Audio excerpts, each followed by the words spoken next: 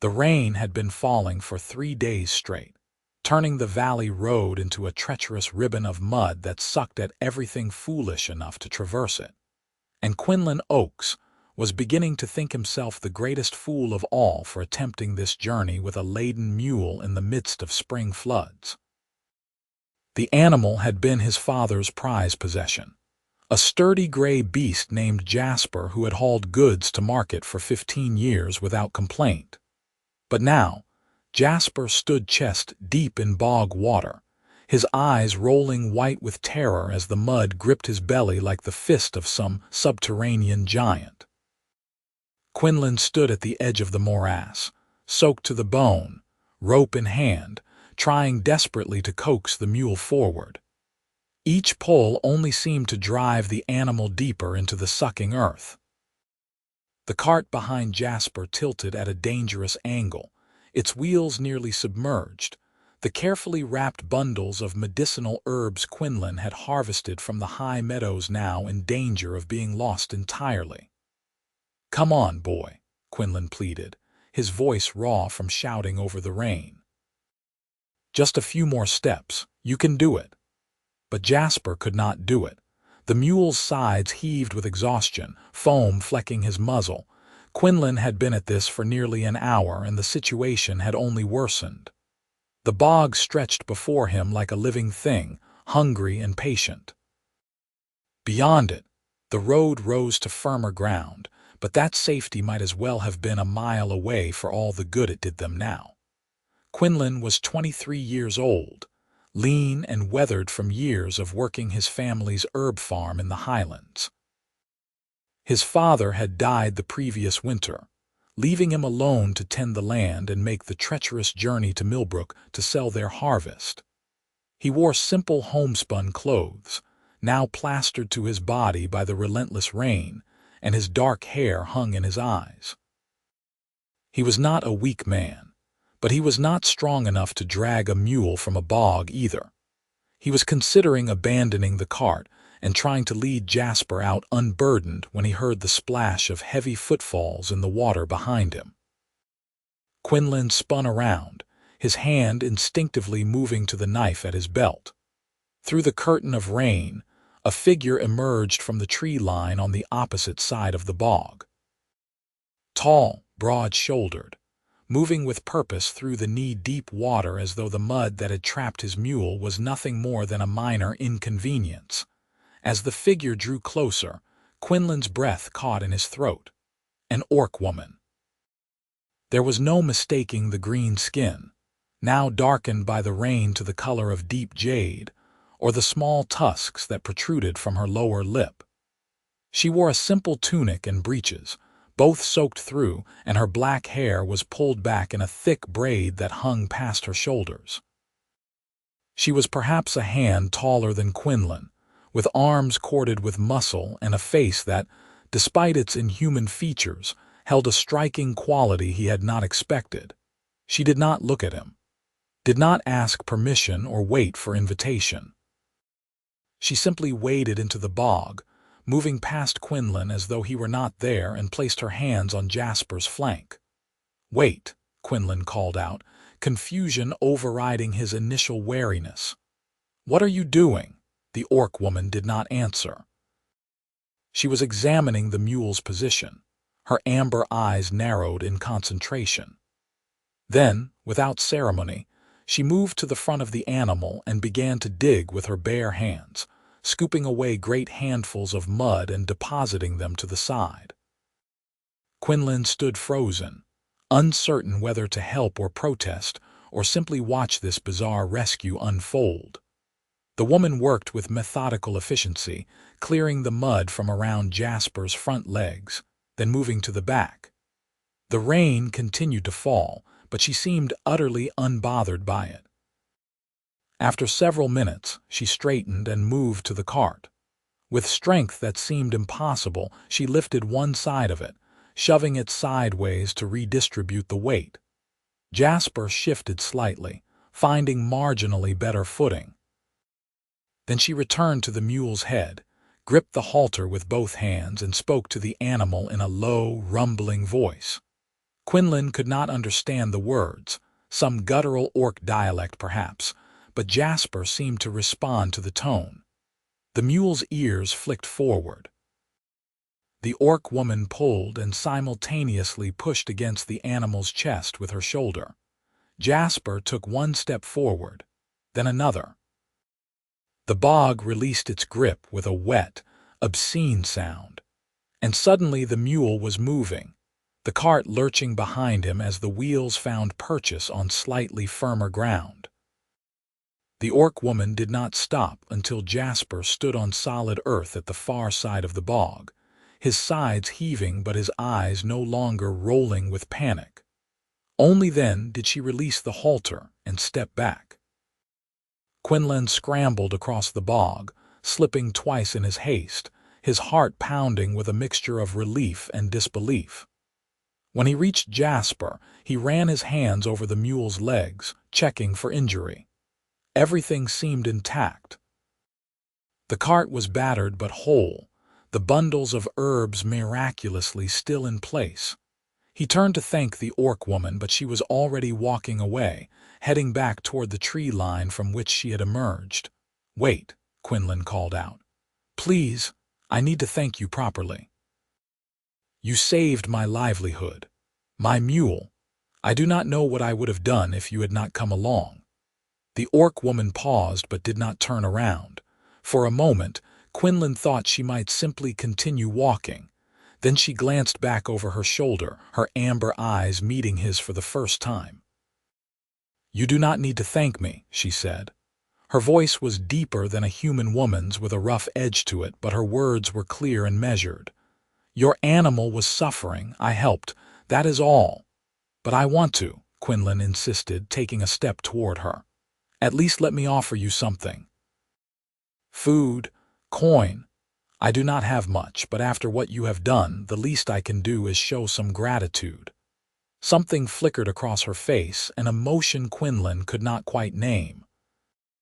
She turned fully to face him now, and he could see the way the rain ran in rivulets down her green skin, could see the muscular definition of her arms and shoulders beneath the soaked fabric of her tunic.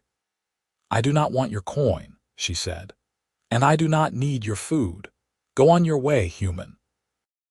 The storm is worsening, and you should not linger here." There was finality in her tone, but also something else. A kind of weariness that spoke of rejections and disappointments Quinlan could only guess at. He realized with a sudden clarity that she expected him to be afraid of her. Expected him to take his rescued mule and flee, grateful for her help but unwilling to associate with her kind.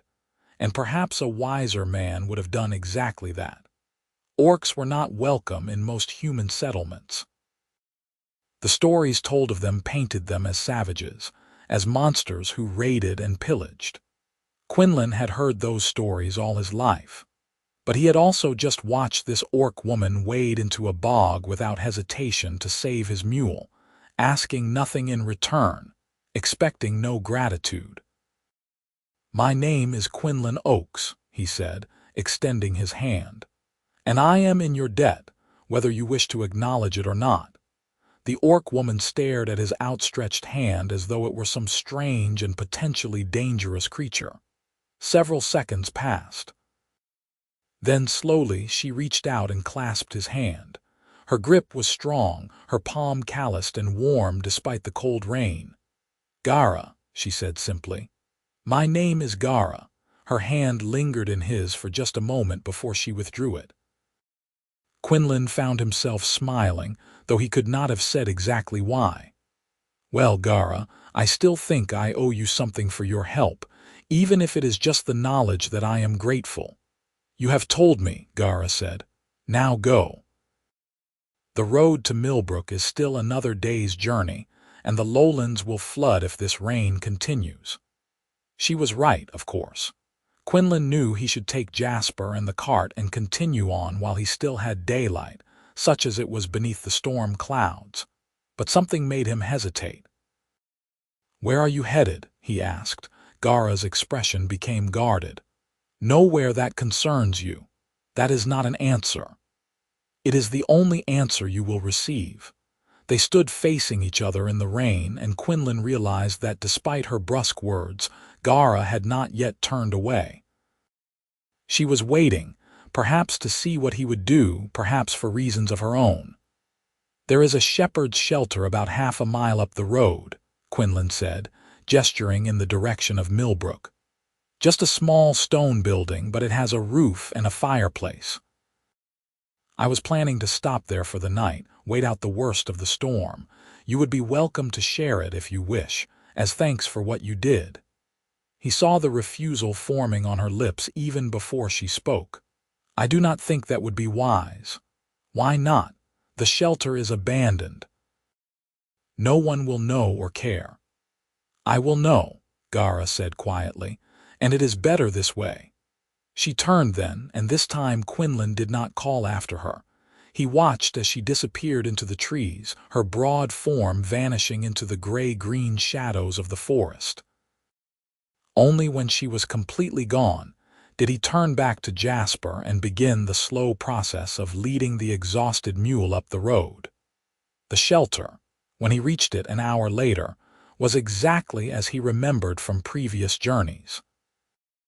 A small rectangular building of stacked stone with a slate roof and a single door hanging slightly askew on its hinges.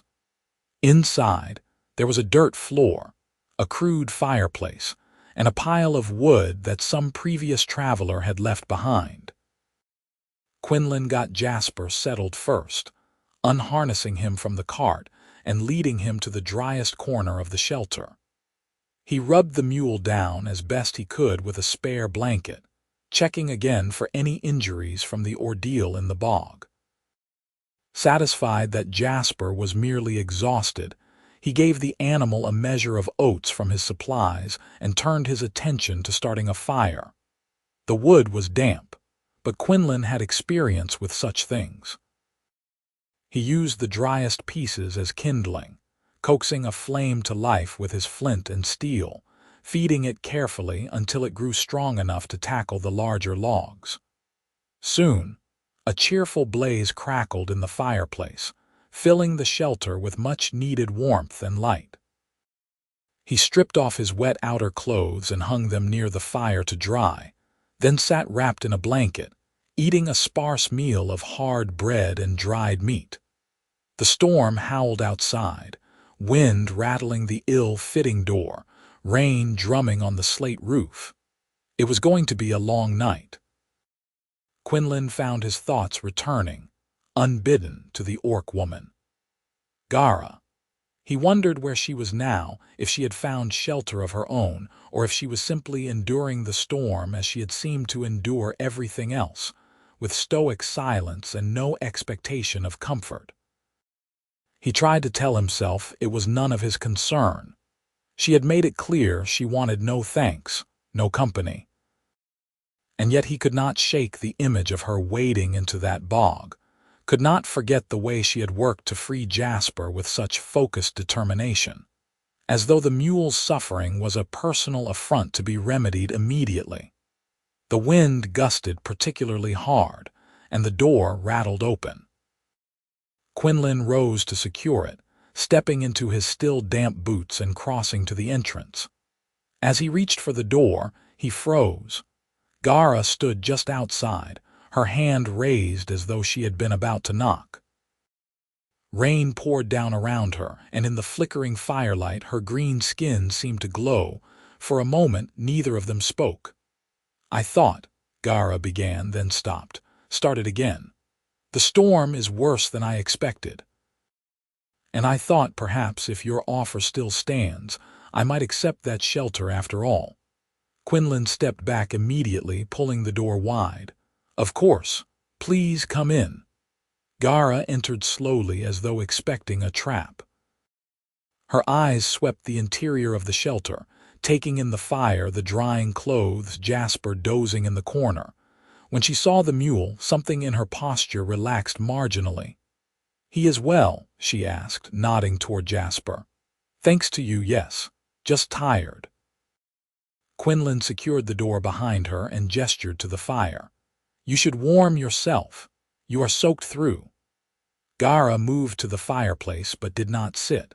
She stood with her hands extended toward the flames, water dripping from her clothes and braid to hiss on the hot stones of the hearth.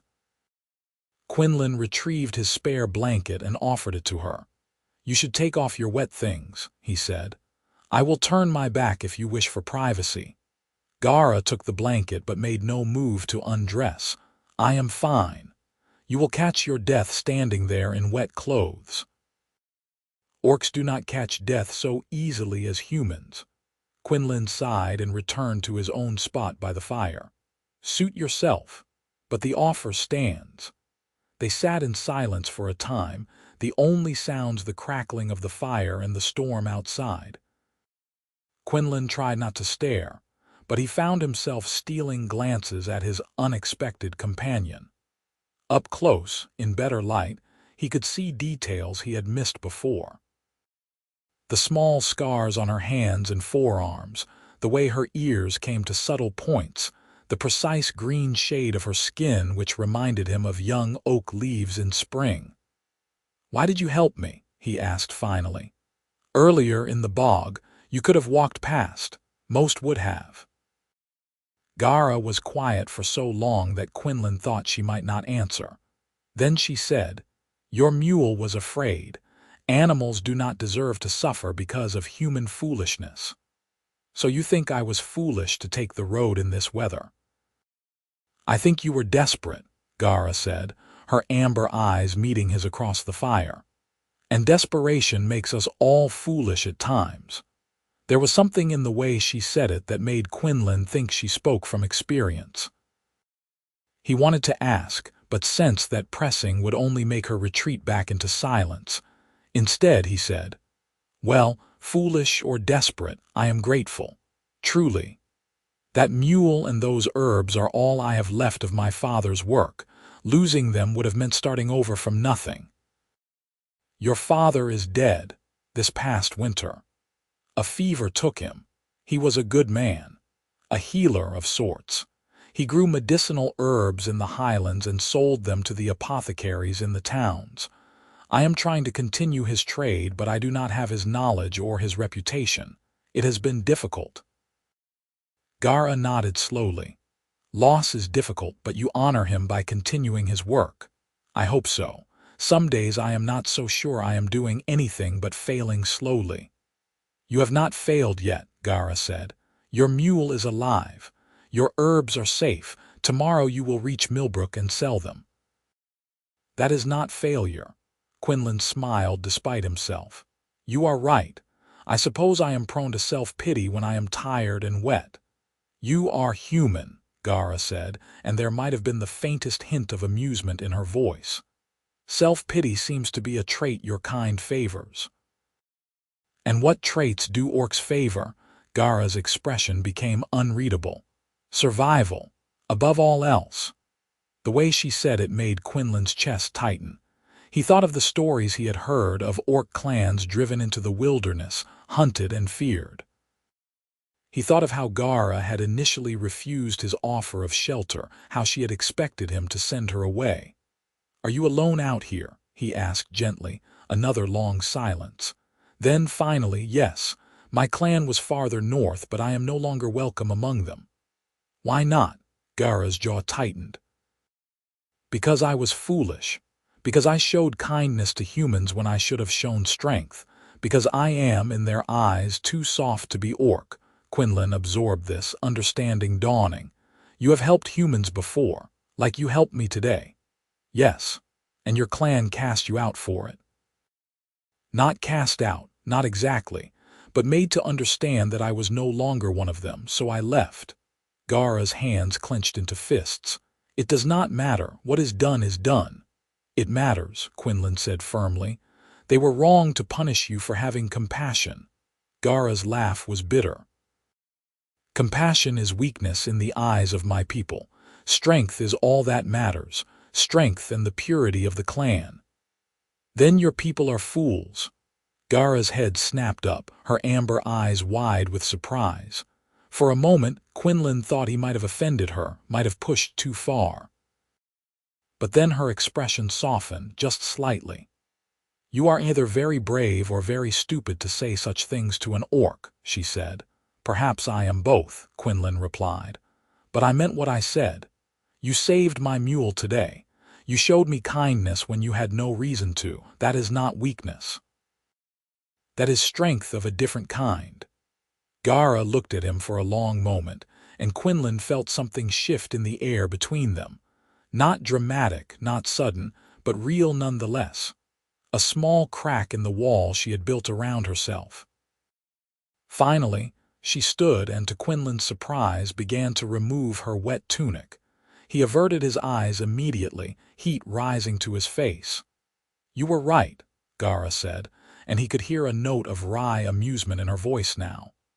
I will catch my death in these wet clothes. Turn away if my body offends you. It does not offend me, Quinlan said quickly, then realized how that sounded. I mean, I will give you privacy because it is the decent thing to do, not because I am offended. He heard her moving, the soft rustle of wet fabric being removed. After a minute, she said, You can look now.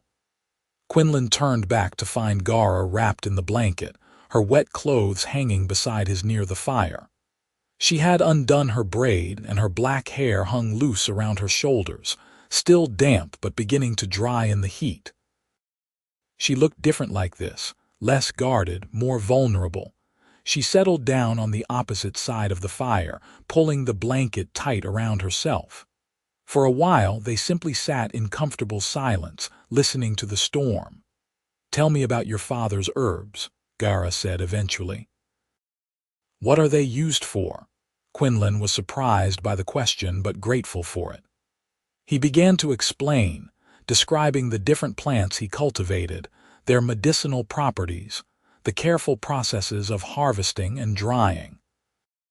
Gara listened intently, asking occasional questions that showed a sharp intelligence. Yarrow can stop bleeding, Quinlan said, warming to his subject. And feverfew, as the name suggests, helps with fevers. But you have to know the right amounts, the right preparations. My father spent years learning all of this. I am still trying to master what he taught me. You speak of him with great love, Gara observed. I do love him, loved him, even though he is gone. Quinlan poked at the fire with a stick. He was patient with me. Never harsh, even when I made mistakes. He believed I could continue his work even when I doubted it myself. He sounds like a good father, he was. Do orcs have a... Quinlan stumbled over the question. Do we have families? Gara finished for him. Yes. I had a mother and a father, both warriors. They raised me to be strong, to honor the clan above all else. They loved me in their way. But love in orc culture is different from human love, I think. It is harder, more about duty than tenderness. That sounds lonely. Gara's expression became distant. Perhaps it is. I never thought of it that way until I left. Until I saw how humans cared for each other, for their animals, even for strangers. It made me question things I had always accepted as truth. They talked long into the night, trading stories and observations. Quinlan learned that Gara was 25 summers old, that she had been a scout for her clan, that she preferred the solitude of the forest to the company of others. Gara learned that Quinlan had once hoped to be a scholar, that he loved books and learning but had set those dreams aside to care for his father in his final illness, that he was afraid he would fail to live up to his father's legacy. At some point, exhaustion caught up with them both. Quinlan woke briefly in the deep hours of the night to find the fire burned down to embers. He rose quietly, added another log, and glanced over at Gara. She was asleep, curled on her side, the blanket pulled up to her chin. In sleep, her face lost its guarded quality, and Quinlan found himself thinking that she looked almost peaceful. He returned to his own spot and drifted back to sleep, lulled by the warmth of the fire and the sound of rain on the roof. When morning came, the storm had passed. Quinlan woke to find pale sunlight streaming through the cracks around the door. Gara was already awake, fully dressed in her now dry clothes, tending the fire. "Good morning," Quinlan said, sitting up and rubbing his eyes. "Morning," Gara replied. She had rebraided her hair and her usual guarded expression was back in place, but something had changed. She met his eyes more easily now, and when she spoke, her tone was less curt. Quinlan stood and stretched, feeling the stiffness in his muscles from sleeping on the hard ground. He checked on Jasper, who seemed fully recovered from yesterday's ordeal, then turned his attention to preparing a simple breakfast. "Will you eat with me?" he asked Gara. "I have bread and some cheese. Not much, but enough to share." Gara hesitated, then nodded. They ate in companionable silence, breaking bread together as the morning light grew stronger. When they finished, Quinlan began the process of repacking the cart and harnessing Jasper. "I should reach Millbrook by midday," he said as he worked. "And you? Where will you go?" Gara's expression shuddered slightly. "Wherever the road takes me, I have no fixed destination." Quinlan straightened, an idea forming in his mind. It was probably foolish, definitely risky. But the thought of parting ways with Gara, of never seeing her again, sat poorly with him. "Come with me to Millbrook," he said. Gara stared at him. "You cannot be serious." "Why not? You said you have nowhere else to go, and I could use the company. The road can be lonely." "You do not understand," Gara said, shaking her head. "I cannot simply walk into a human town. They would drive me out at best. At worst, they would try to kill me. Not if you were with me, not if I vouched for you. Your word would not be enough. I am Orc. They will see only a monster." Quinlan stepped closer to her. "Then they would be blind. Gara, you saved my livelihood yesterday. You showed me more kindness than I had any right to expect. I will not repay that by abandoning you to wander alone." "You are being foolish again," Gara said, but her voice had lost its sharp edge. "Perhaps. But I mean it. Come with me, at least as far as Millbrook. Let me try to repay some small part of what you have done for me." Gara looked at him for a long moment, conflict clear in her amber eyes. Finally, she said, "If I come, and if they threaten me, I will leave immediately. I will not fight them. I will not give them reason to harm you for harboring me." "Agreed," Quinlan said quickly, relief flooding through him. "Though I do not think it will come to that." He was not at all certain of that, but he kept his doubts to himself. Together, they finished preparing for the journey. Gara helped him adjust the cart's load, her strength making quick work of what would have taken Quinlan much longer on his own. Then they set out, Quinlan leading Jasper and Gara walking beside him. The road was muddy from the storm but passable, and the morning air was fresh and clean. They walked in silence for the first hour, but it was a comfortable silence. Quinlan found himself acutely aware of Gara's presence beside him, of the way she moved with unconscious grace despite her size, of the way the morning sun brought out unexpected depths in the green of her skin. "Tell me about Millbrook," Gara said eventually. "What kind of town is it?" "Small. Perhaps 200 souls, mostly farmers and tradesmen. There is a market square, a mill, a blacksmith, and an apothecary named Renner who buys my herbs." Quinlan paused. "The people are not bad, mostly. Simple folk, but they are wary of outsiders, and I will not lie to you, they will be wary of you especially. I am accustomed to wariness. That does not make it right." Gara glanced at him, something unreadable in her expression. "You are a strange human, Quinlan Oakes, so I have been told." As they walked, Quinlan found himself explaining his plan. He would take Gara first to the apothecary, where Renner could see her help with the herbs, could witness her usefulness. If he could get even one person in the town to accept her presence, others might follow. "You are very optimistic," Gara observed. "I prefer to think of it as hopeful. Hope is another form of foolishness. Then I am thrice a fool, foolish, desperate, and hopeful. Despite herself, Gara's lips twitched in what might have been the beginning of a smile. They stopped at midday to rest and water Jasper at a small stream. Quinlan shared out the last of his bread and dried meat, and they sat on a fallen log overlooking the water. "May I ask you something personal?" Quinlan said after a while. Gara tensed slightly but nodded. "Do you regret it?" "Leaving your clan, I mean." Gara was quiet, watching the water flow past. "Sometimes," she said finally. "I regret the pain it caused. I regret not being strong enough to change their minds. But I do not regret the choice itself. I could not be what they wanted me to be. I could not turn away from suffering simply because it was human suffering. So no, I do not regret leaving. For what it is worth, I think you made the right choice. Your opinion is biased. You are human and I helped you." "My opinion is informed," Quinlan corrected gently. "I can see that you are a good person, Gara. Orc or human or anything else, that is what matters." Gara turned to look at him fully. "Why do you care so much? You met me only yesterday. You owe me nothing beyond the gratitude you have already expressed." It was a fair question, and Quinlan found himself struggling to answer. Why did he care? Why had he invited her to share his shelter, insisted she accompany him to Millbrook, defended her to himself and potentially to others? "I suppose," he said slowly, "because I see something in you that reminds me of myself. You are trying to find your place in a world that does not seem to want you. You are carrying on despite loss and rejection, and you are doing it alone, which is the hardest way."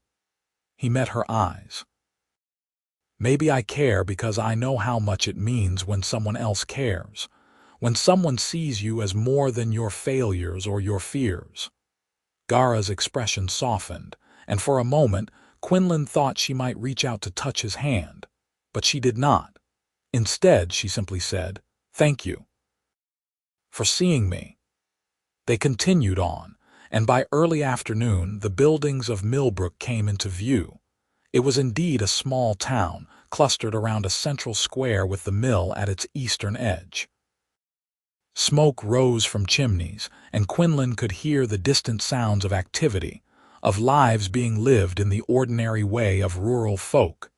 As they approached the first buildings, Quinlan felt Gara tense beside him. He understood. This was the test. This was where his optimism would either be validated or shattered. They entered the town proper, and almost immediately, people began to notice. A woman hanging washing froze, her eyes going wide. A man leading a cow turned to stare. Children playing in the street stopped their game and pointed. Quinlan kept walking, his head high, Gara at his side. He led them directly to the apothecary, a neat building with bundles of dried herbs hanging in the windows. The door was open, and Quinlan could see Renner inside, measuring out powders on a small scale. "Renner," Quinlan called out as he entered, "I have brought this month's harvest." Renner looked up, a greeting on his lips that died when he saw Gara ducking through the doorway behind Quinlan. The old apothecary was perhaps 60, with a bald head and spectacles perched on his nose. His expression went from welcoming to alarmed in an instant. "Quinlan, what is the meaning of this?" he demanded, backing away from the counter. "Why have you brought an orc into my shop?" "Her name is Gara," Quinlan said calmly. "And she saved my life and my livelihood yesterday when my mule became trapped in the bog on the valley road. Without her help, I would have lost everything." Renner's eyes flicked between Quinlan and Gara.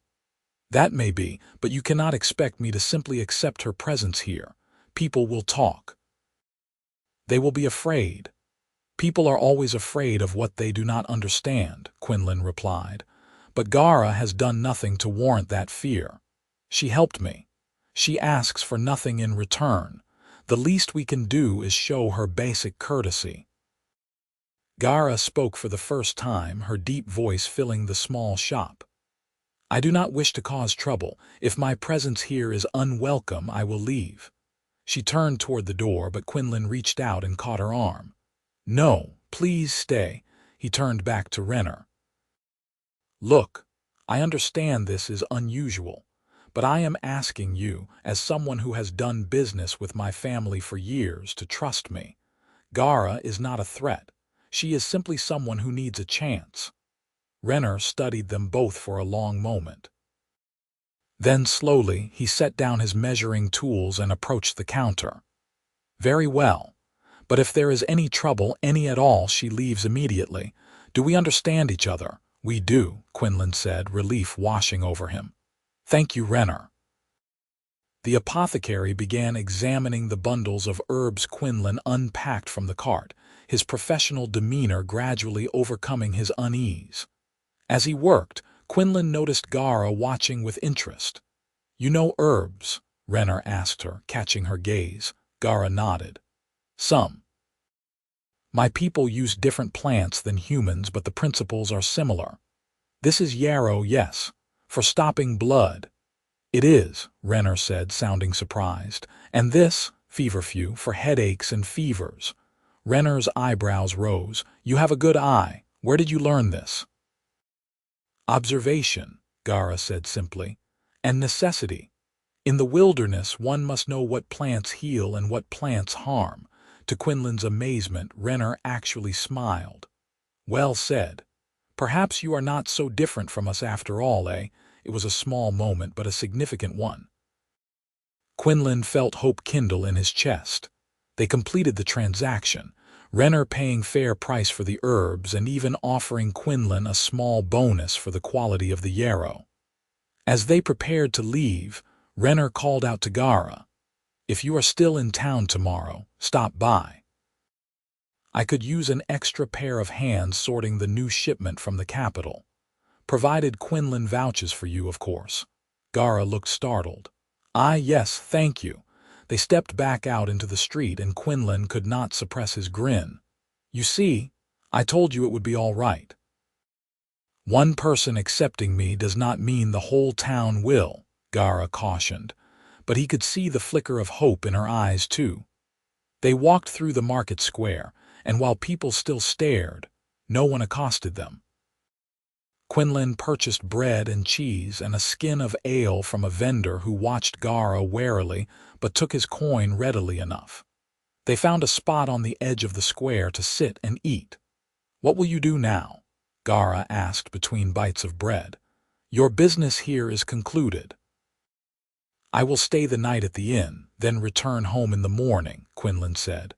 "The farm does not tend itself, unfortunately, and you—" "Will you take Renner up on his offer?" Gara considered this. "Perhaps. It has been a long time since anyone offered me honest work." "Then you should. And when I return next month with the next harvest, perhaps you will still be here." Gara met his eyes. "Would you like that, if I stayed?" Quinlan felt his pulse quicken. "I would. Very much." They sat in silence for a moment, the weight of unspoken things hanging between them. Finally, Gara said, "I will think about it." That evening, Quinlan paid for a room at the inn and invited Gara to share it. She refused, saying it would cause too much talk, but she did accept a meal with him in the common room. The other patrons stared and whispered, but no one approached them. The innkeeper, a portly man named Gideon, seemed more curious than hostile. Over roasted chicken and ale, they talked as they had the night before. Quinlan found himself telling Gara about his dreams of scholarship, of the books his father had owned and the ones he hoped to acquire someday. Gara spoke of the forest she had traveled through, of the animals she had encountered, of the strange beauty of the wilderness. "I wish I could see it through your eyes," Quinlan said. "The forest, I mean. I have always viewed it as something to pass through, something vaguely threatening. But you make it sound like a living, breathing thing worthy of respect." "It is," Gara said. "Everything is alive in the forest. Every tree, every stream, you just have to learn to listen. Then perhaps you could teach me, someday." Gara smiled, a real smile this time, and Quinlan felt his breath catch. She was beautiful when she smiled, tusks and all. They parted that night with a promise to meet at the apothecary in the morning before Quinlan departed. He went to his room alone and lay awake for a long time, thinking about Gara, about the strange turns his life was taking, about the possibility of something he hardly dared name. Morning came too quickly. Quinlan settled his account with the innkeeper and made his way to the apothecary, where he found Gara already waiting. She wore the same clothes as always, but she had braided her hair in a different style, and she seemed somehow lighter, as though a weight had been lifted from her shoulders. "I have decided," she said without preamble. "I will stay. I will work for Renner and see if this town can truly accept my presence." Quinlan grinned. "I am glad, more glad than I can say. When will you return?" "In 1 month's time, when the next herbs are ready for harvest." "But that seems very far away." "It does," Gara agreed softly. They stood looking at each other, and Quinlan felt the urge to embrace her, to promise he would return soon, to say a dozen foolish and hopeful things. But he held back, aware that they were in public, aware that their relationship, whatever it was, remained fragile and undefined. "Take care of yourself, Gara," he said instead. "And if you need anything at all, send word. Renner knows where my farm is." "I will, and Quinlan, thank you for everything." "You saved my mule," Quinlan said with a smile. "I think we are even." "We are not," Gara replied, "but perhaps we can work toward it." Quinlan led Jasper out of town, glancing back more than once to see Gara standing in front of the apothecary, watching him go. Each time, she raised her hand in a small wave, and each time his heart gave a peculiar lurch. The journey home took a day and a half, and Quinlan spent most of it thinking about Gara, about her strength and her kindness, about the way she had waded into that bog without hesitation, about the conversations they had shared and the silences that had felt comfortable rather than awkward.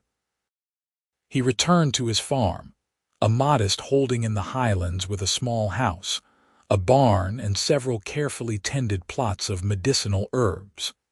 It had never seemed lonely before, but now, in Gara's absence, it felt positively isolated.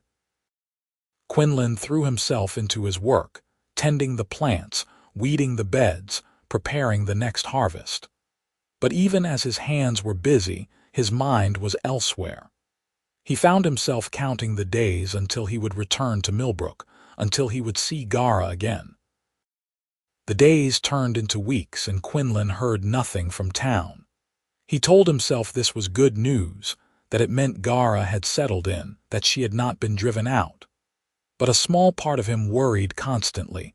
3 weeks after his departure, a rider came to the farm. It was a young man Quinlan recognized vaguely from Millbrook, carrying a folded piece of paper. "Message from Renner the apothecary," the young man said, handing it over. Quinlan's hands shook slightly as he unfolded the paper. The message was brief but welcome. "Quinlan, all is well. Gara has proven herself invaluable. The town is warming to her presence, though slowly. She asks after you. I thought you would want to know. Renner." Quinlan read the message 3 times, relief and joy flooding through him in equal measure. She was safe. She was working. And she had asked after him, which meant she thought of him as he thought of her. He sent the messenger back with a response thanking Renner and asking him to convey Quinlan's regards to Gara. Then he returned to his work with renewed energy, counting down the remaining days until he could make the journey to Millbrook once more. When the month finally ended, Quinlan harvested his herbs with meticulous care, packed them better than he ever had before, and set out at first light. Jasper seemed to sense his urgency and maintained a brisk pace despite the heavily loaded cart. They reached Millbrook by mid-afternoon, and Quinlan went directly to the apothecary. His heart was pounding as he pushed open the door. Gara was inside, sorting bundles of dried plants on the counter. She looked up at the sound of the door, and when she saw Quinlan, her entire face lit up with a smile that made his knees weak. "You came back," she said. "Of course I came back. I said I would." They stood grinning at each other like fools until Renner emerged from the back room and cleared his throat. "Quinlan, good to see you. I trust the journey was uneventful this time." "Very uneventful," Quinlan confirmed, dragging his eyes away from Gara with difficulty. "I have the next harvest for you." They conducted business, but Quinlan was barely paying attention, too aware of Gara moving around the shop, too conscious of the way she kept glancing at him when she thought he was not looking. When they finished, Renner shooed them both out. "Go on, the pair of you. You are no use to me standing around making eyes at each other. Gara, take the rest of the day. Quinlan, try not to be so obvious next time." They stepped out into the afternoon sunlight, and Quinlan felt suddenly shy. "Would you, that is, do you have time to walk with me? There is a place I would like to show you if you are willing." "I am willing," Gara said. They walked through the town and out the eastern gate, following a path that led up into the low hills. Quinlan led her to a spot he had discovered on previous visits, a small clearing with a view of the entire valley spread out below. The trees were in full summer leaf, and wildflowers dotted the grass. "It is beautiful," Gara said softly. "I thought you might like it. You said you loved the forest, and this seemed like a place where the forest and the farmland meet." They sat on a fallen log side by side, looking out over the valley. For a long time neither spoke. Then Gara said, "I am glad you came back, Quinlan. This past month it has been good. Renner is kind and the townspeople are slowly accepting me, but I missed you." Quinlan turned to her, his heart racing. "I missed you too. Every day. I tried to focus on my work, but I kept thinking about you, wondering if you were all right, wishing I could talk to you." Gara met his eyes, and he saw his own feelings reflected there, uncertainty and longing mixed together. "I do not know what this is between us," she said quietly, "but I know it feels important. It feels like something worth protecting." "It is," Quinlan agreed.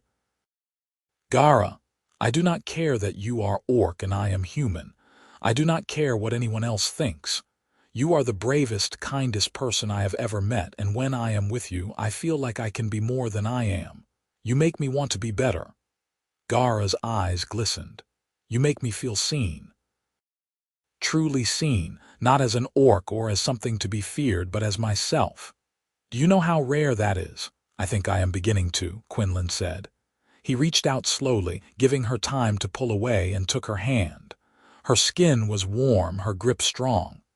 "I do not know what the future holds. I do not know if we can make this work, but I know I want to try if you want to try."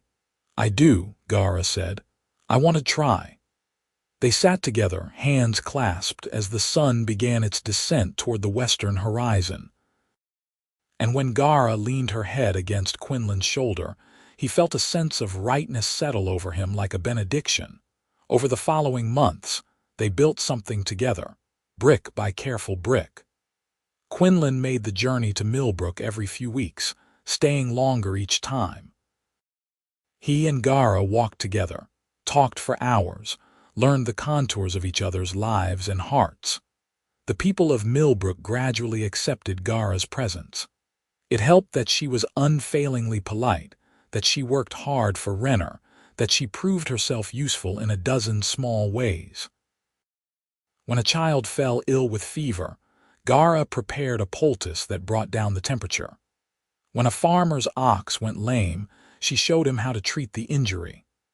Slowly, grudgingly, the townspeople began to see her as Quinlan did, as a person rather than a monster. But it was not always easy. There were still those who muttered darkly about orcs, who crossed the street to avoid her, who made it clear she would never be fully welcome. Gara bore these slights with quiet dignity, but Quinlan could see they hurt her. One evening in late summer, After a particularly unpleasant encounter with a group of young men who had jeered at Gara in the market square, they sat together in the clearing overlooking the valley. "Perhaps this was a mistake," Gara said quietly. "Perhaps I should move on, find somewhere I am not such a burden." "You are not a burden," Quinlan said fiercely. "Those men are fools and cowards. They do not speak for everyone, but they speak for many. Quinlan, you must see that this cannot continue indefinitely. You and we are living in a kind of dream. Eventually, we will have to face reality." "What reality?" "The reality that I care for you, that you care for me. That is the only reality that matters." Gara turned to him, her expression pained. "The reality that we are different species. That your people and my people have been enemies for generations. That any children we might have would belong nowhere, accepted by neither side." Quinlan froze. They had never spoken of children of that kind of future. But now that Gara had raised it, he found the idea did not frighten him. If anything, it felt right. "I do not care," he said firmly. "If we have children, we will teach them to be proud of both their heritages. We will raise them with love and strength and the knowledge that they belong wherever they choose to make their home." "You make it sound so simple." "Because it is simple. At its core, it is very simple. I love you, Gara. I love your strength and your kindness and your fierce heart. I love the way you see the world. I love who I am when I am with you. And if that love creates complications, then we will face those complications together." Gara stared at him, her amber eyes wide. "You love me. Yes, I should have said it sooner, but I was afraid. Afraid you did not feel the same, afraid of ruining what we have built. But I am done being afraid. I love you." Tears spilled down Gara's green cheeks. "I love you too. I have loved you since that day in the bog, I think. Since you insisted on thanking me, on seeing me as more than a monster. Since you took my hand and told me your name." Quinlan cupped her face in his hands, his thumbs wiping away her tears. "Then that is all that matters. Everything else we will figure out." He leaned in slowly, and Gara met him halfway. Their kiss was tentative at first, exploring, learning. Her tusks were strange against his lips, but not unpleasant. Different but good. When they finally pulled apart, both were smiling. "So what do we do now?" Gara asked. "Now," Quinlan said, "we stop hiding. We stop pretending this is temporary. I want to be with you properly. I want everyone to know that you are mine and I am yours, if that is what you want." "It is what I want," Gara said, "but Quinlan, think carefully. If you do this, if you claim me publicly, you will face the same prejudice I face.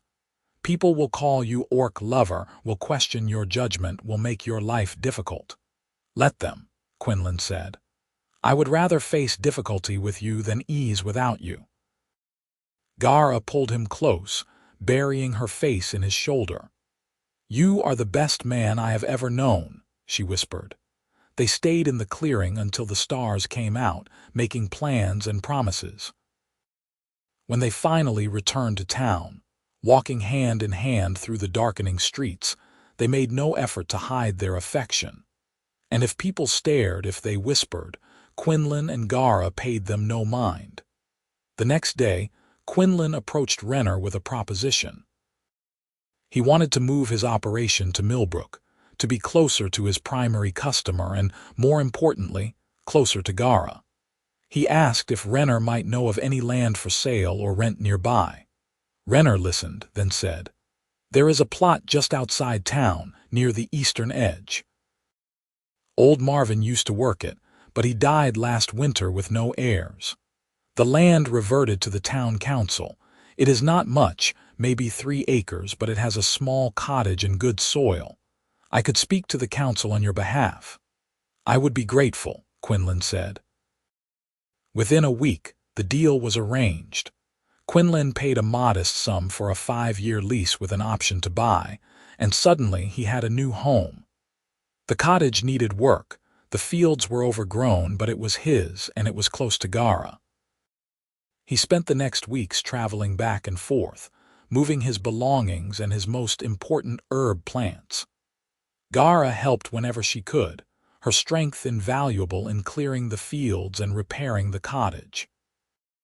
They worked side by side, and in the evenings they would sit on the cottage steps and watch the sun set, exhausted and happy. The people of Millbrook watched this development with mixed reactions. Some were supportive, or at least accepting. Others were openly hostile. One morning, Quinlan woke to find crude words painted on his cottage wall. Gara helped him scrub them off without comment, but he could see the pain in her eyes. "I am sorry," he said as they worked. "I am sorry my kind can be so cruel. Cruelty is not unique to humans," Gara replied. "My clan would react no differently if one of their own took up with a human, perhaps worse. At least here no one has tried to actually harm us.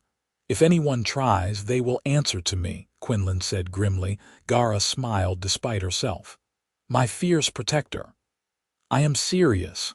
I know you are." That is what makes it sweet. As autumn approached, they settled into a rhythm.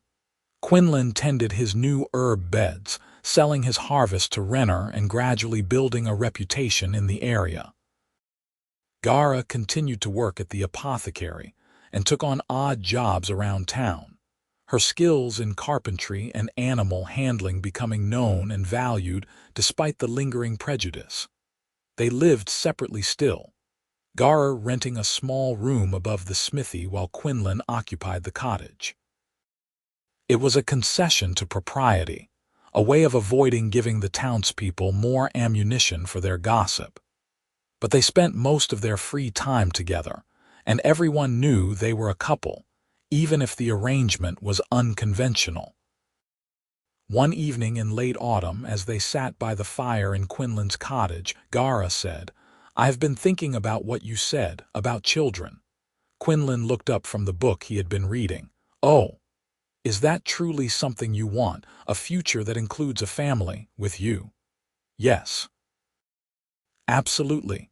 Gara was quiet for a moment, staring into the flames. "I do not even know if it is possible. Humans and orcs, we are different species. There may not be children. And if there are not, then we will have each other, and that will be enough," Quinlan said. "But Gara, why are you thinking about this now?" She turned to face him fully. "Because I want to stop living in two places. I want to wake up beside you every morning. I want to build a life with you, truly and completely. And I know that means making a formal commitment by human standards." Quinlan's heart began to race. "Are you saying what I think you are saying?" "I am saying that I want to marry you, Quinlan Oakes, if you will have me." Quinlan set his book aside and crossed to kneel in front of her. "Gara, you have made me happier than I ever thought possible. Yes, I will marry you. Yes, 1,000 times yes." They kissed, and it was different from their first kiss, deeper and more certain. When they pulled apart, both were grinning like fools. "We will face challenges," Gara warned. "There is no priest who will marry us. No church that will recognize our union. Then we will make our own ceremony," Quinlan said. "We will speak our vows to each other and to whatever gods or spirits might be listening. We do not need anyone's permission to love each other." "When?" Gara asked. "Soon, before winter comes. We can do it in the clearing, the place where I first told you I loved you." They planned their wedding in secret, telling only Renner, who was delighted and offered to stand as witness. They chose the first day of winter, when the year turned and the old gave way to the new. The morning of their wedding dawned clear and cold. Quinlan dressed in his best clothes, simple but clean, and walked to the clearing with Renner. Gara arrived separately, wearing a dress she had sewn herself from green fabric that matched her skin. She had woven winter flowers into her braided hair. Quinlan's breath caught when he saw her. She was radiant. They stood facing each other, hands clasped, with Renner beside them and the winter forest as their cathedral. "I do not know the proper words for this," Quinlan began. "But I know what I feel." Gara, you are my partner, my love, my future. You saved my mule from the bog, and in doing so you saved me from a life of loneliness I did not even know I was living. I promise to stand beside you, to honor you, to love you for all the days of my life. Whether those days are easy or hard, whether the world accepts us or rejects us, I am yours. Gara's voice was steady, though her eyes were bright with tears. Quinlan, you saw me when others saw only a monster. You offered me kindness when I expected nothing. You have given me a home, not just a place to live, but a place to belong. I promise to protect you, to cherish you, to build a life with you that honors both your heritage and mine. I am yours, now and always. They exchanged simple rings that Quinlan had commissioned from the blacksmith, bands of silver that caught the pale winter light. Renner spoke then, his voice rough with emotion. I may not be a priest, but I know love when I see it, and I know that what you two have is rare and precious. By the authority vested in me by absolutely no one, I declare you married in the eyes of anyone with sense enough to recognize true devotion. Kiss her, Quinlan, before we all freeze.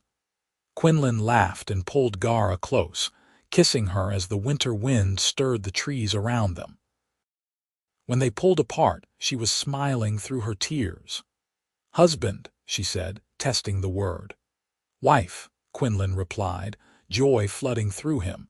They walked back to the cottage hand in hand, Renner trailing behind with a basket of food and wine he had prepared for a small celebration. As they approached the edge of town, Quinlan saw that a small crowd had gathered near his cottage. His first instinct was fear. Had the townspeople come to protest, to drive them out? But as they drew closer, he realized that many of the faces were friendly. The innkeeper Gideon was there, and the farmer whose ox Gara had treated, and several others who had come to accept her presence over the months. Gideon stepped forward, clearing his throat. We heard you two were making it official today. Figured you might want some company to celebrate. If we are welcome, that is. Quinlan looked at Gara, saw the surprise and cautious hope in her eyes. You are very welcome, he said. What followed was a wedding feast of sorts, cobbled together from contributions the various townspeople had brought. There was roasted meat and fresh bread, apple cider and ale, even a cake that the innkeeper's wife had baked. They ate and drank in Quinlan's small cottage, crowded together, and if some people were uncomfortable with the situation, they had the grace to keep it to themselves. As the evening wore on and people began to drift home, Gideon pulled Quinlan aside. Not everyone is happy about this, he said quietly. You should know that. There are still those who think you are making a mistake, who will cause trouble if they can. I know, Quinlan said. But I do not regret my choice. I can see that. Just be careful, all right, both of you. Quinlan thanked him, and when the last guest had departed, he and Gara were finally alone. That was unexpected, Gara said, surveying the remnants of the impromptu feast. Good unexpected or bad unexpected? Good, definitely good. She moved into his arms, resting her head against his chest. I never thought I would have this. A husband, friends, or at least people who do not hate me, a place to belong. You deserve all of that and more, Quinlan murmured into her hair. They spent their first night as a married couple in the cottage, and it was everything Quinlan had hoped for and more. Being with Gara felt natural and right, their differences mattering less than their connection. The winter passed in a blur of contentment. They worked together to winterize the cottage and the herb beds, laid plans for expanding the operation in the spring, and spent long evenings by the fire reading and talking. Quinlan taught Gara to raid, something she had never learned in her clan, and she proved an eager student. In turn, she taught him about the forest, about tracking and foraging and reading the signs of weather in the sky. They faced challenges, of course. There were still townspeople who refused to do business with Quinlan because of his orc wife. There were rumors and whispers that stung, even when they tried to ignore them. But they faced everything together, and that made all the difference. Spring came, and with it, new growth. Quinlan's herb beds flourished under his and Gara's combined care. Renner gave Gara more responsibility at the apothecary, effectively making her his assistant. Money was tight, but they were managing. One afternoon in late spring, Gara came home looking troubled. Quinlan was transplanting seedlings and looked up in concern when he saw her expression. "What is wrong?" he asked. Gara sat on the cottage steps. "I saw someone from my old clan in the market today. A scout passing through, he recognized me." Quinlan's stomach tightened. "What did he say?" "Nothing. He just stared at me, at the life I have built here. Then he left. But Quinlan, he will tell the others. My clan will know I am living among humans, living as human. Will they come for you? I do not know. Perhaps. They may see me as a traitor worthy of punishment. Or they may simply consider me already dead to them and leave me be." Quinlan set down his trowel and moved to sit beside her. "Whatever happens, we will face it together. You are not alone anymore." Gara took his hand, squeezing it. "I know. That is what frightens me. Before, if they came, I had nothing to lose. Now I have everything to lose. I have you. And I have you. We will be careful. We will be vigilant, but we will not live in fear." 2 weeks later they came. Quinlan was working in the herb beds when he heard Jasper bray in alarm. He looked up to see 5 orcs emerge from the forest at the edge of his property. They were fully armed, wearing leather armor and carrying weapons, their green skin and tusks marking them unmistakably as Gara's kind. Quinlan's hand went to the hoe he had been using, a pathetic weapon against warriors, but all he had. He stepped forward to put himself between the orcs and the cottage, where Gara was inside preparing their midday meal. The lead orc, a massive male with graying hair and scars across his face, stopped a few paces away. "You are the human who took Gara as wife," he said. It was not a question. "I am," Quinlan said, trying to keep his voice steady. "Who are you?" "I am Korgath, war leader of the Broken Tusk clan. Gara was one of us before she betrayed her blood to live among your kind. She did not betray anyone. She chose compassion over cruelty. That is not betrayal." Korgath's eyes narrowed. "You speak boldly for one so weak. Do you think your words will save you when I decide to take Gara back to face judgment?" The cottage door opened, and Gara stepped out. She took in the scene, her expression hardening, and moved to stand beside Quinlan. "Korgath," she said evenly, "I left the clan of my own will. I owe you nothing." "You owe the clan everything," Korgath growled. "Your strength, your skills, your loyalty, all squandered on this human and his soft ways." "My strength and skills are mine to give as I choose," Gara replied, "and I choose to give them here to build a life with my husband. You have no authority over me anymore. We have the authority of tradition, the authority of blood. You are orc, Gara. You belong with your people." "I am orc," Gara agreed. "But I am also Quinlan's wife. I am also a member of this community. I contain multitudes, Korgath. I always did." The clan could not see that, but it does not make it less true. The other orcs shifted restlessly, and Quinlan could feel the tension ratcheting higher. His grip tightened on the hoe. Korgath studied Gara for a long moment. Then he said, "The elders sent me to bring you back, to give you a chance to renounce this madness and return to the clan. If you refuse, you will be declared outcast formally and completely. You will have no clan, no protection. You will be alone." "She will not be alone," Quinlan said. "She will have me. She will have friends here. She will have a home." "Human homes are fragile things," Korgath said softly. "Easily burned, easily destroyed." "Is that a threat?" Quinlan demanded. "It is reality." Gara stepped forward and Quinlan saw something shift in her posture. She stood taller, her shoulders back, every inch the warrior she had once been. "Listen to me carefully, Korgath," she said, her voice deadly calm. "I left the clan because I could not be what you wanted me to be. I will not return, I will not renounce my choices, I will not abandon my husband. If the elders wish to declare me outcast, so be it. I will wear that title with pride. You would choose this human over your entire people. I would choose love over hate. I would choose compassion over rigid tradition. I would choose a life where I can be whole over a life where I must constantly prove my worth through violence." Gara's voice rang with conviction.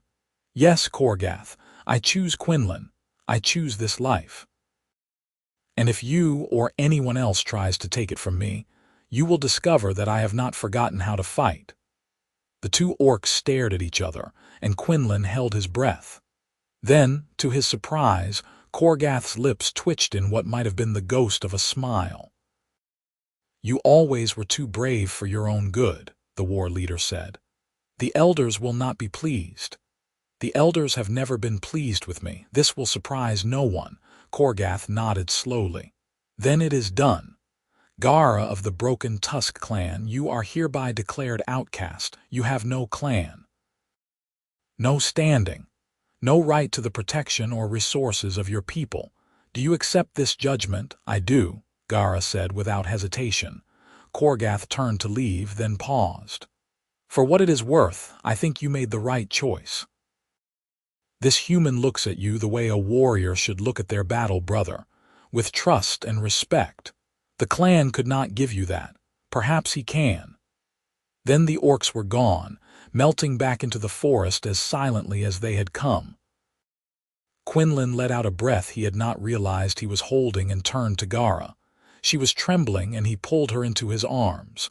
"You were magnificent," he whispered. "I was terrified," she admitted. "I thought they might kill you, I thought I might lose everything. But you did not. We are safe, we are together, that is what matters." They stood holding each other for a long time, the danger past but the adrenaline still coursing through their veins. Finally, Gara pulled back and looked at Quinlan. "I am truly outcast now. There is no going back. Do you regret it?" "Not for a single moment." That evening, as they sat by the fire, Gara told Quinlan more about her life with the clan, about the constant pressure to be stronger, fiercer, more ruthless, about the way compassion was seen as weakness and kindness as betrayal. "I always felt wrong there," she said. "Like there was something broken in me because I could not simply ignore suffering. When I saw your mule in that bog, I did not think about clan politics or human-orc relations. I just saw an animal in distress and knew I could help, and that simple act changed everything." "It changed everything for me too," Quinlan said. "Before I met you, I was just going through the motions, working the farm because it was expected, because it was all I knew. But you made me think about what I actually wanted from life. You made me brave enough to reach for it." "We make each other brave," Gara observed. "Yes, we do." The summer was peaceful. Quinlan's herb business grew steadily, and Gara became an indispensable part of the community. When a fire broke out in one of the barns, she was the first to run into the smoke to save the trapped animals. When a child went missing in the forest, she led the search party and found the boy unharmed. Slowly but surely, the people of Millbrook began to see her not as an orc, but as Gara, as one of their own. There were still detractors, still those who would never accept her. But they were outnumbered now by those who valued her contributions and respected her courage. In late summer, Gara came to Quinlan with news that made his heart soar. "I think I might be with child," she said quietly. Quinlan stared at her, joy and disbelief warring in his chest. "Are you certain?" "Not completely. But I have missed my monthly courses and I have been feeling strange in the mornings. Renner says these are signs." "Renner knows," I asked him in confidence. He believes it is possible, though he says he has never heard of a human orc child being born. We would be making history. Quinlan pulled her into his arms, laughing with pure happiness. A child, our child. Gara, this is wonderful. You are not worried about what this child will face. I would be lying if I said I was not concerned, but I am also hopeful. If our child is half as brave as you and half as stubborn as me, they will be unstoppable. Gara smiled against his shoulder. That is what I am afraid of. They waited a few more weeks to be certain before sharing the news more widely. When they did, the reactions were mixed. Some people were genuinely happy for them. Others were horrified or disgusted. But Quinlan and Gara had grown accustomed to mixed reactions. They focused on the positive and ignored the rest. Renner was delighted and immediately began researching what little information existed about cross-species pregnancies. Gideon offered to help prepare the cottage for a baby. Other friends stepped forward with offers of hand-me-down clothes and advice. As autumn arrived and Gara's belly began to swell, Quinlan found himself overwhelmed with a fierce protective instinct. He fussed over her constantly, insisting she rest more, work less, eat better. I am pregnant, not dying, Gara said with amusement one day as Quinlan tried to prevent her from lifting a basket of herbs. I know, but I want to take care of you. You are taking care of me, but Quinlan, I am also an orc. We are built strong. I can handle a basket. Let me worry, Quinlan said. It makes me feel useful. Gara kissed his forehead. Very well, you may worry, but only a reasonable amount. The pregnancy progressed normally, or as normally as could be expected given the unprecedented nature of it. Gara remained healthy and strong, and Renner's examinations revealed nothing concerning. They prepared the cottage, setting up a small room for the baby, gathering supplies. Winter came again, and with it, the first real challenges of the pregnancy. Gara grew tired more easily, her usual boundless energy flagging. Quinlan took over more of the physical work, determined to make things easier for her. On a cold night in midwinter, Gara's labor began. Quinlan sent for Renner and for Gideon's wife Martha, who had experience as a midwife. The three of them helped Gara through the long hours of labor, Quinlan holding her hand and whispering encouragement, while Martha and Renner managed the physical aspects. The labor was difficult, longer and harder than a typical human birth. Quinlan watched helplessly as Gara struggled, her face contorted with pain, and felt his own heart breaking. But she was strong, stronger than he could have imagined, and she did not give up. Finally, as dawn broke on a new day, their child was born. It was a girl. She had green skin like her mother, but lighter, almost mint-colored. She had small tusks, barely visible nubs at this age, and when she opened her eyes they were a striking blue like Quinlan's. She was perfect. Martha cleaned the baby and wrapped her in a blanket, then placed her in Gara's arms. Gara stared down at their daughter with an expression of wonder and exhaustion and fierce love. She is beautiful, Gara whispered. She is, Quinlan agreed, tears streaming down his face. She is perfect. What should we call her? They had discussed names but never settled on one. Now, looking at their daughter, Gara said, Marin. It means strong one in the old orc tongue, but it sounds enough like a human name that she will not be immediately marked as different. Marin, Quinlan repeated, testing it. Quinlan Oakes, I love it. He leaned down and kissed Gara's forehead. You were amazing. You are amazing. We made a person, Gara said, her voice full of awe. A whole new person who is both of us and neither of us. How is that even possible? I have no idea, Quinlan admitted, but I am so grateful it is. Martha and Renner left them alone with their daughter, and the three of them, the new family, spent the day in quiet togetherness. Marin nursed and slept, Gara rested, and Quinlan sat watching them both, his heart so full he thought it might burst. Word of the baby's birth spread through Millbrook quickly. Some people came to offer congratulations, bringing small gifts and good wishes. Others stayed away, making their disapproval clear through silence. But Quinlan and Gara paid little attention to the detractors. They were too wrapped up in the miracle of their daughter. Maren grew quickly, as orc children do.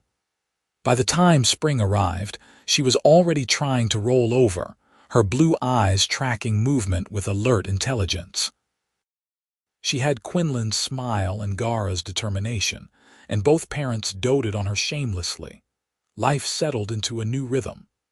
Quinlan worked the herb beds while Gara managed the house and cared for Maren. When Maren napped, Gara would help with the harvest or make deliveries to Renner. They were busy and tired and happier than either had thought possible.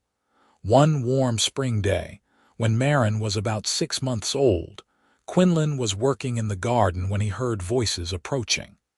He looked up to see a delegation from the town council walking up the path to his cottage. His heart sank. This could not be good news. The delegation was led by Elder Hammond, a stern-faced man who had never been particularly friendly toward Gara. With him were 2 other council members and the town's constable. "Quinlan Oakes," Hammond said formally, "we need to speak with you." "Of course," Quinlan said, wiping his hands on his trousers. "What is this about?" "It is about your household. There have been complaints." "What kind of complaints?" Hammond's expression was pinched. "Some citizens are concerned about the child, about what she represents. They fear that your marriage to the orc and the production of a half-breed child sets a dangerous precedent." Quinlan felt rage building in his chest, but he forced himself to remain calm. "My daughter's name is Maren, and she is no more a half-breed than she is fully human or fully orc. She is herself, and she has every right to be here." "We are not disputing her right to exist," Hammond said, though his tone suggested otherwise. "But you must understand, this situation makes people uncomfortable. They worry about what it means for the future, about whether more such unions will follow." "And what if they do?" Quinlan demanded. "What if other people see that Gara and I are happy, that we have built a good life together, and decide to take their own chances on love across species?" "Would that be so terrible?" "It would be complicated," Hammond said. "It would change things. Change is not always bad. Nor is it always good. Quinlan, the council is not asking you to leave. We are simply asking you to consider being more discreet, less public with your relationship. Perhaps it would be better if your wife and child stayed out of town for a while, until feelings cool." Before Quinlan could respond, the cottage door opened and Gara emerged, Maren in her arms. She had clearly heard the entire conversation. "I will not hide," she said quietly. "I will not raise my daughter to be ashamed of who she is. If that makes people uncomfortable, that is their burden to bear, not ours." Hammond looked uncomfortable. "No one is asking the child to be ashamed. We are simply suggesting caution." "You are suggesting we make ourselves smaller to make others more comfortable," Gara said. "I spent the first part of my life doing that in my orc clan, hiding my compassion and my gentleness to fit their idea of strength. I will not spend the rest of my life hiding my love and my family to fit your idea of propriety." One of the other council members, a woman named Eliza, spoke up. "I understand your position, Gara. Truly I do. But you must see ours as well. This town is small and traditional. Change frightens people. If you push too hard, too fast, there could be a backlash that hurts not just you but your daughter." "What do you suggest?" Quinlan asked. "That we live as ghosts. That we never come to market, never attend festivals, never participate in the life of this community we have worked so hard to join." "We suggest moderation," Hammond said. "Discretion. Time for people to adjust." Quinlan looked at Gara, saw the pain in her eyes, and made a decision. "No," he said firmly, "we will not hide. We will not apologize for existing. If the people of this town cannot accept us as we are, then perhaps we need to find a place that will." Hammond's eyebrows rose. "You would leave Millbrook, if necessary, yes." "I will not raise my daughter in a place where she is seen as a problem to be managed rather than a person to be valued." The delegation exchanged glances. Finally, Eliza said, "Perhaps we should table this discussion for now. Give everyone time to think. Cooler heads may prevail." They left, and Quinlan turned to Gara. "Did I just make things worse?" "No," Gara said. "You made things clear. That is different." But Quinlan could see the worry in her eyes, and he shared it. Had he just forced them into an impossible position? Over the following weeks, they discussed their options seriously. They could stay in Millbrook and hope that Hammond and his allies calmed down. They could leave and try to find a more accepting community, though there was no guarantee such a place existed. Or they could strike out entirely on their own, perhaps settling in the wilderness where they would face no human prejudice, but also no human support. None of the options were ideal. Then, one day, Renner came to them with an idea. "There is a settlement," he said, "about 3 days' journey west of here. It is a frontier town, very new, very rough. But I have heard that they are open to all kinds, that they judge people by their actions rather than their heritage. It might be worth investigating." "Why would a frontier town be more accepting?" Quinlan asked skeptically. "Because on the frontier, everyone is too busy surviving to worry about who their neighbors are sleeping with," Renner said bluntly. "They need farmers and craftsmen and anyone willing to work hard. An herbalist and a skilled laborer would be welcomed, I think, regardless of species." It was not a perfect solution, but it was a possibility. Quinlan and Gara discussed it and decided to at least visit this frontier settlement to see if it might offer them a fresh start. They left Marin with Martha for a few days and set out westward. The journey was long but not difficult, and as they traveled, Quinlan felt some of the tension that had built up over the past weeks begin to ease. The settlement, when they reached it, was exactly as Renner had described. Rough, new, barely more than a collection of buildings scattered around a central square.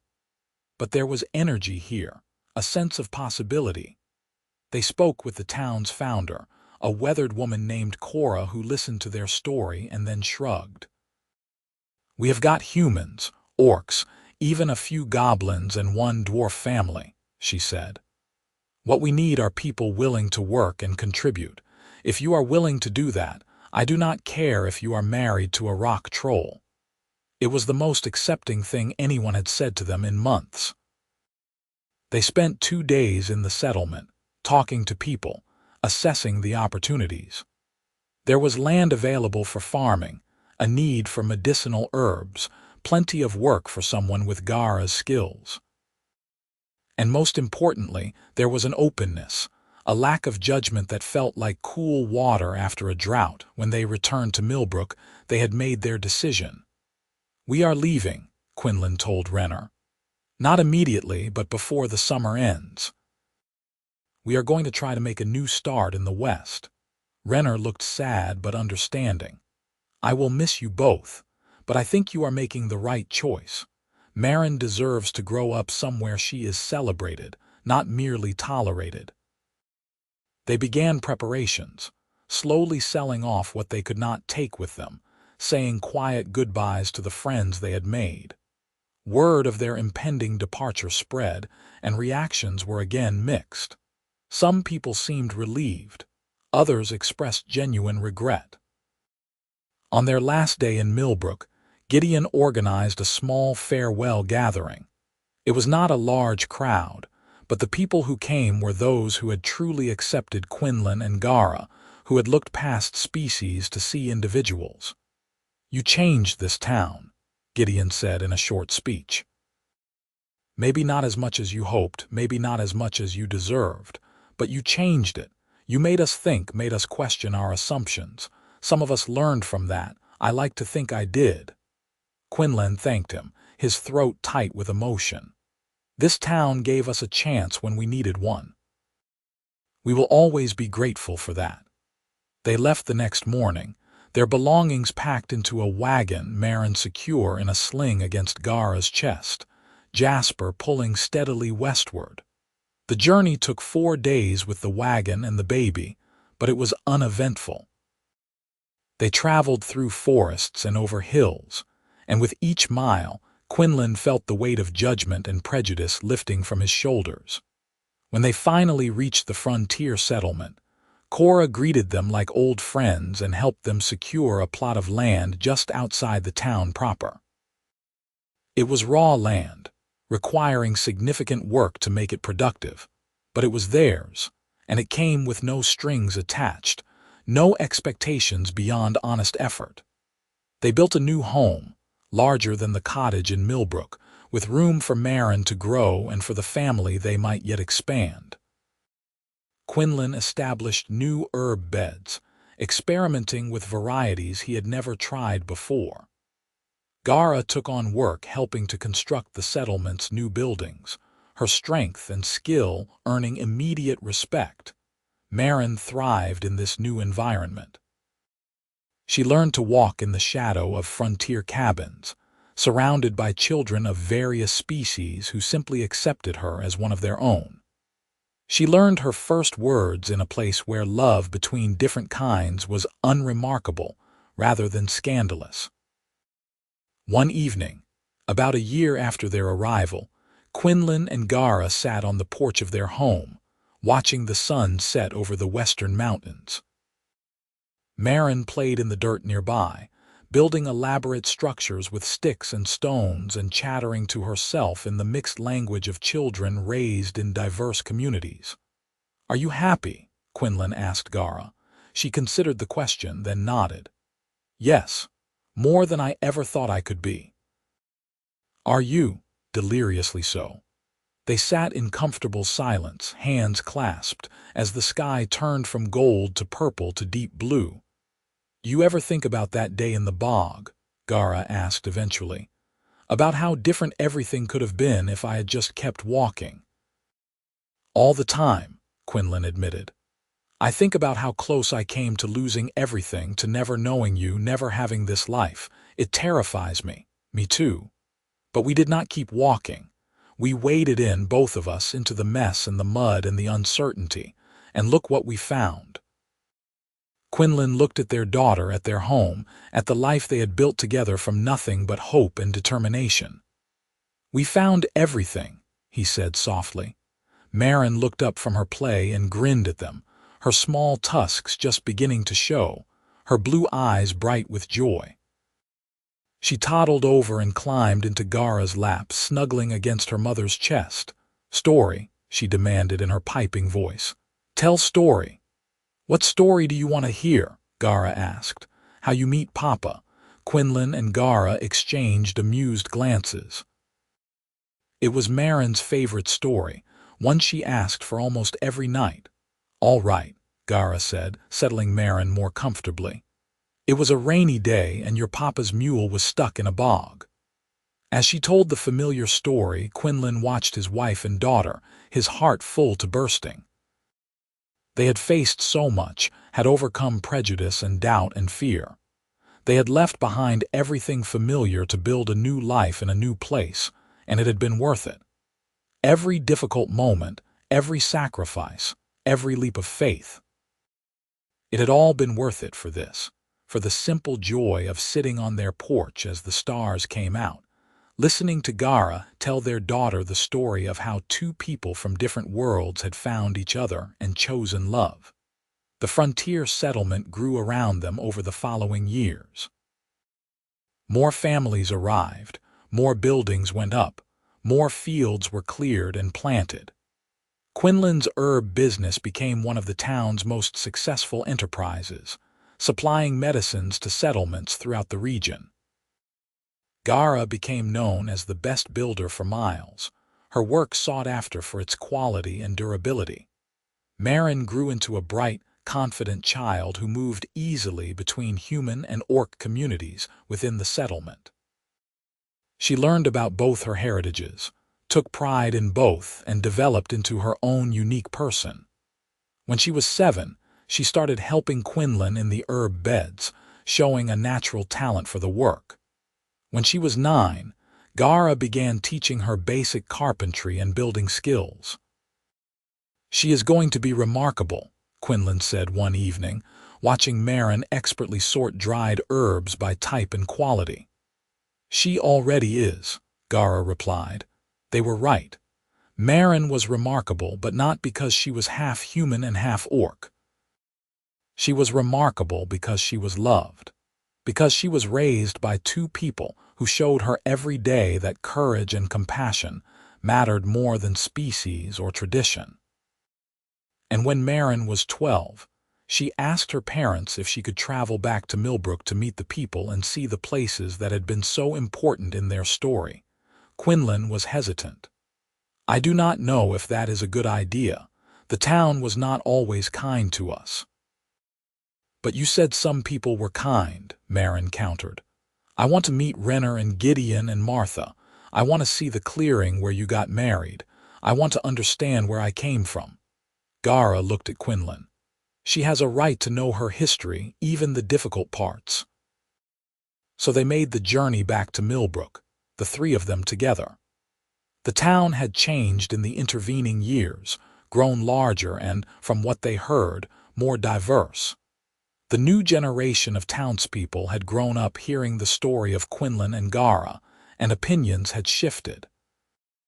Renner, now quite elderly, wept when he saw them. "You came back, and look at this young woman. She is the image of both of you." They spent a week in Millbrook, reacquainting themselves with old friends, showing Maren the places that had shaped their early relationship. To their surprise, they were welcomed warmly by most of the town.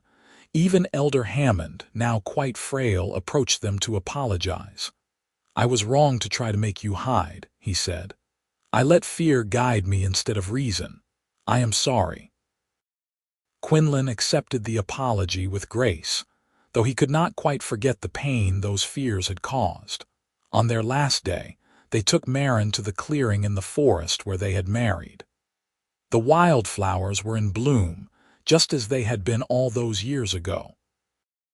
"This is where you promised to love each other forever?" Maren asked. "Yes," Gara said. "This is where we made our vows, and you kept them, even when it was hard." "Especially when it was hard," Quinlan said. "That is what love is, Maren. It is choosing each other, over and over again, regardless of what the world says or does." Maren nodded, absorbing this wisdom. Then she said, "I am glad you chose each other, because you choosing each other means I get to exist, and I really like existing." Quinlan and Gara both laughed, pulling their daughter into a hug. They returned to their frontier home renewed, with a deeper appreciation for how far they had come and how much they had built together. The settlement continued to grow and prosper, and Quinlan and Gara grew old within it, surrounded by friends and community and the family they had created. When Quinlan was in his 50s, he developed a cough that Renner's old remedies could not quite cure. Gara nursed him through it with fierce determination, and eventually the cough passed. But it reminded them both that their time was finite, that they needed to treasure every day they had together. "You have any regrets?" Gara asked him one night as they lay in bed, her head on his chest. "Only that I did not wade into that bog faster to help you with Jasper," Quinlan said. "I wasted precious minutes being useless when I could have been meeting you sooner." Gara smiled against his skin. "You were never useless. Overwhelmed, perhaps, but never useless. And you, any regrets?" "I regret the years I spent trying to be what my clan wanted instead of what I was. But I do not regret leaving. I do not regret choosing you and this life, not for a single moment."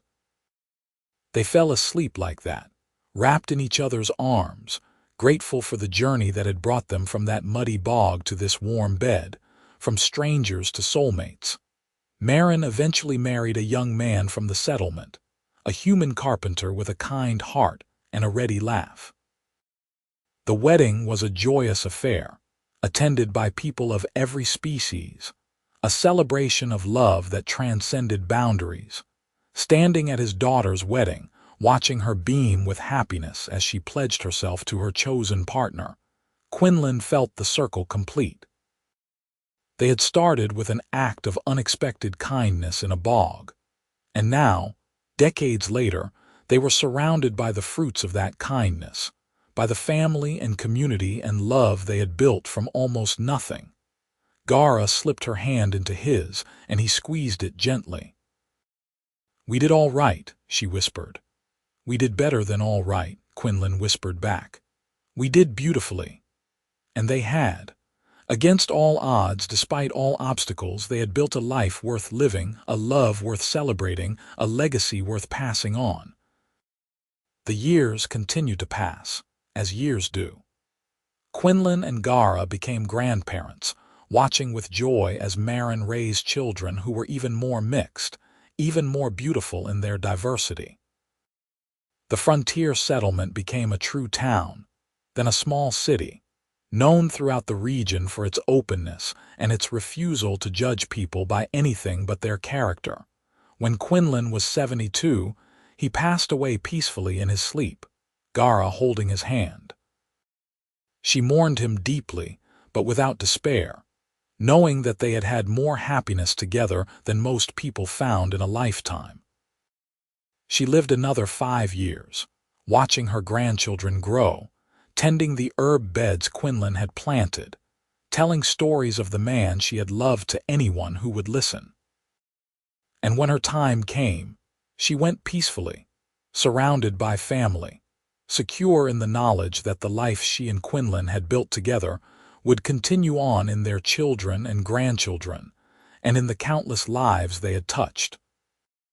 The story of Quinlan and Gara became legend in that part of the world.